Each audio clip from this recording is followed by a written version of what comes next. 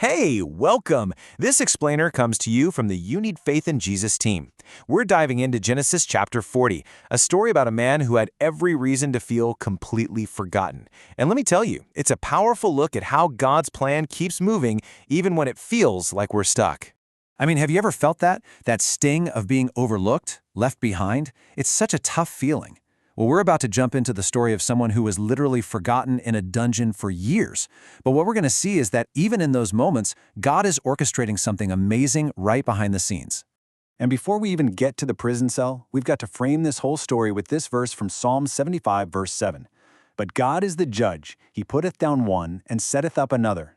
Remember that. This isn't just about human drama or bad luck. It's a live demonstration of God's total control, from the palace right down to the prison floor. So our story kicks off in a pretty grim place, an Egyptian prison, a place of darkness, a place of despair. But this is often where God does his best work. What looked like a place of punishment was actually about to become a place of divine appointment. And get this, it's not just any two guys. Pharaoh's chief butler and his chief baker get thrown into prison. And not just any prison, they land in the exact one where God had already placed Joseph. That's no accident, right? This is divine choreography, setting the stage for something that's going to change the world. Now, think about Joseph's mindset here. After all the betrayal and injustice he's faced, you'd think he'd be bitter. But instead, he has the heart of a servant. He doesn't just shuffle past these guys. He has the spiritual sensitivity to see the sadness on their faces and actually ask them about it. He makes the choice to minister to them right in the middle of his own suffering. And that one simple act of kindness, that one question, just blows the doors wide open for God to move. The men, prompted by Joseph's concern, tell him what's bothering them. It's these two really troubling dreams that are about to reveal two very, very different destinies. And listen to how Joseph responds. He doesn't puff out his chest and say, "Yeah, I'm the dream guy." No. The first thing out of his mouth is this incredible statement of faith. Do not interpretations belong to God? He immediately deflects all the credit and points them straight to the only one who truly has the answers.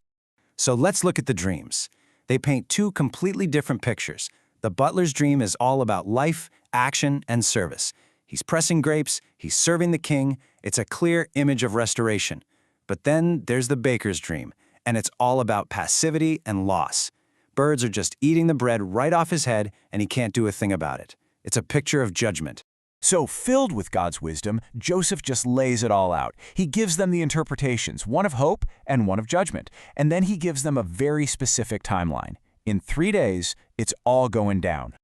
Now, this third day thing is a big deal in the Bible, right? It often points to resurrection, a new beginning. And sure enough, on the third day, which happens to be Pharaoh's birthday, it all comes to pass. It's a day of reckoning. One man is lifted up to life, and the other is delivered to death, exactly like Joseph said. And this is where the precision of God's word is just wow. Joseph uses the exact same phrase for both men, lift up by head. For the butler, it means getting his job back, being restored. But for the baker, Joseph adds 3 little words, from off thee. And that changes everything. It becomes a sense of death by beheading. It just shows that every single word from God matters. And just like that, on the third day, at Pharaoh's big birthday bash, it all happens.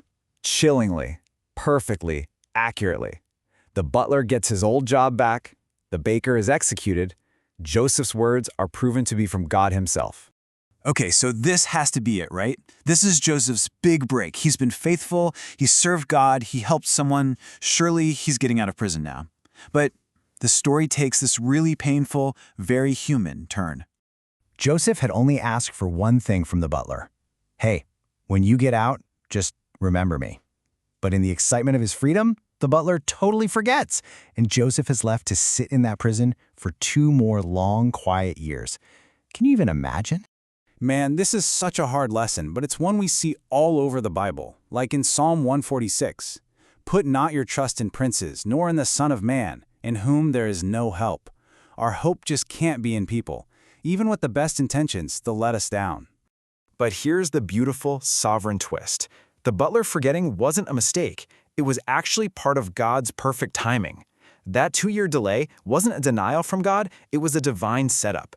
If Joseph had gotten out a day earlier, he would have missed his appointment to stand before Pharaoh himself and save the entire world from a famine.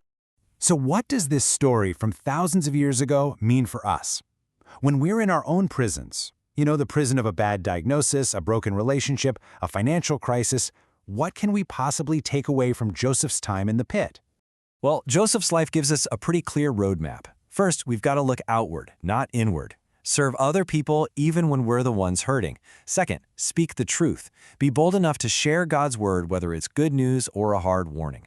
Third, trust God's timing. You have to believe that His delays are not His denials. And last, wait on the Lord.